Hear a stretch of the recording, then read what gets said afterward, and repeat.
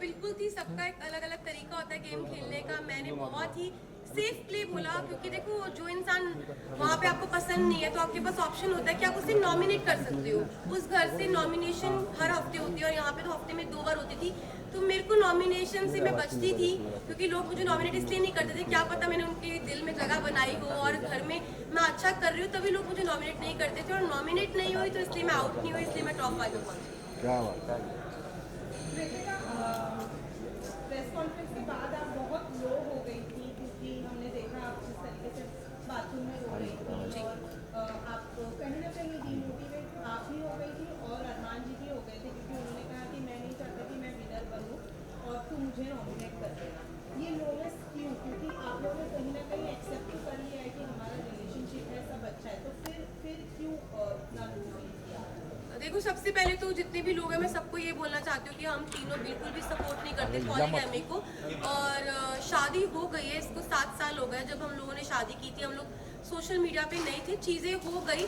बस यही है कि हाथ जोड़ के सब लोगों से यही रिक्वेस्ट है कि हम लोग बिल्कुल भी सपोर्ट नहीं करते 2 शादियों को। और उस टाइम पे जब मैं बिग बॉस के घर में थी तो ऑलमोस्ट मुझे 35 डेज हो चुके थे। 35 दिन से अपनी फैमिली से दूर थी, पायल से दूर थी, अपने बच्चों की कोई खबर नहीं थी।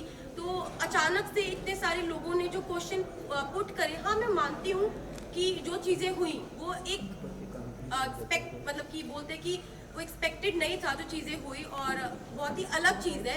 तो पर जो लोगों के क्वेश्चन थे ना वो कहीं ना मुझे हर्ट कर रहे थे। और मुझे ये चीज़ सुनने में आई थी कि पायल के बारे में जो लोग बोल रहे थे, तो वो चीज़ों के बारे में मुझे ना टेंशन सी हो रही थी। मतलब कुछ चीज़ें मुझे खाई जा रही थी। और हम बिग बॉस के घर में थे, मेरे पास फ़ोन नहीं था कि मैं अपनी फैमिली को पूछ सकूं क्या वो ठीक है, क्या मेरे बच्चे ठीक है।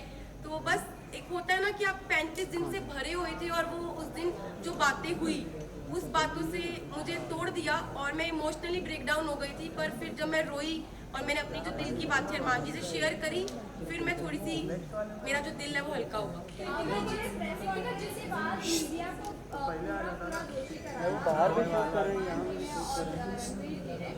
मीडिया ने आकर ये बोला, क्योंकि मीडिया के पास कोई मुद्दा नहीं था।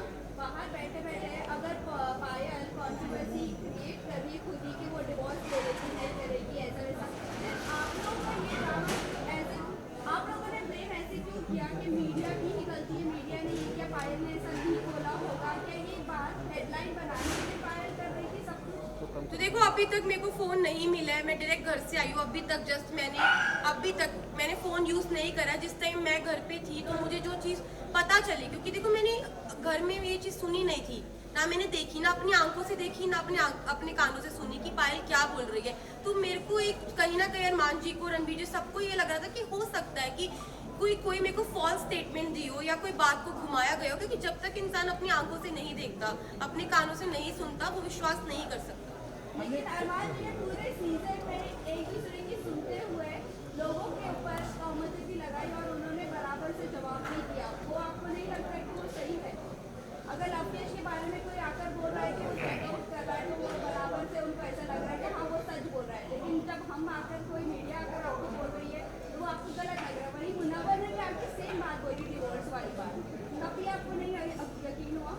नहीं, मुझे यकीन नहीं हुआ, क्योंकि देखो ये जो बात है ना बहुत ज़्यादा, आप समझो मैं घर के अंदर हूँ, 40 दिन से घर में अंदर हूँ, अचानक से कोई ये बात बोलता है, पायल डाइवोर्स वाली बात जो बोल रही है, ये कितनी शॉकिंग बात थी कि इसकी वजह से मैं पूरे 2 दिन इतना ब्रेक डाउन रही हूँ, इतने इमोशनली, मतलब हर चीज़ से मैं जूझ रही थी उस घर के अंदर। तो मुझे कहीं ना कहीं लग रहा था कि मैं अपने दिल को ये चीज़ समझा रही थी कि क्या पता ये बात सच हो, क्या पता ना हो। क्योंकि मेरे को यही था मैं बाहर जाऊँ और मैं पायल से डायरेक्ट बात करूँ। जब मैं घर से बाहर निकली टॉप 5 में, जब मैं इस रेस से बाहर निकली, मैं बाहर निकलते ही स्टेज पे पायल थी और मैंने उससे पूछा तू ठीक है ना? उसने बोला हाँ मैं ठीक हूँ। बाकी बात की। अभी तक मैंने फोन अपने नहीं देखे, कुछ नहीं।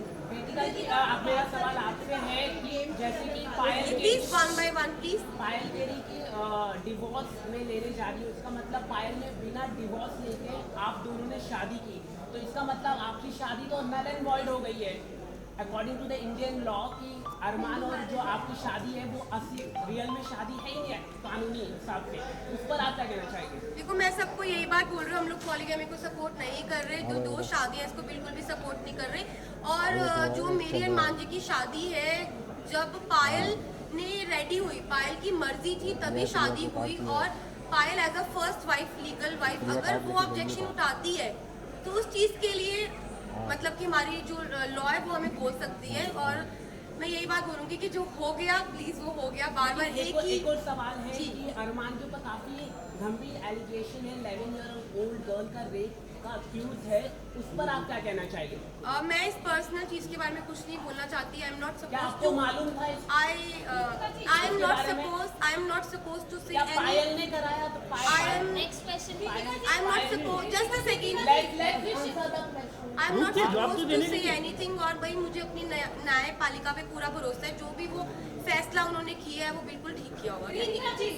Last question